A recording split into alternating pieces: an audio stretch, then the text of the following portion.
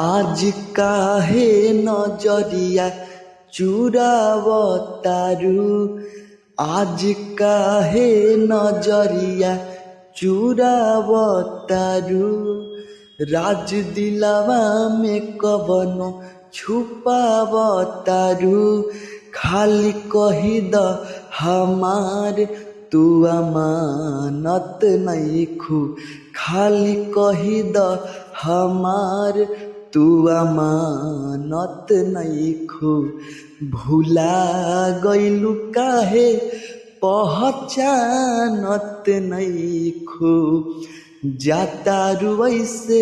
जैसे जानत नइखू भुला गइलू काहे पहचानत नइखू जातारू ऐसे जैसे जानत नइखू।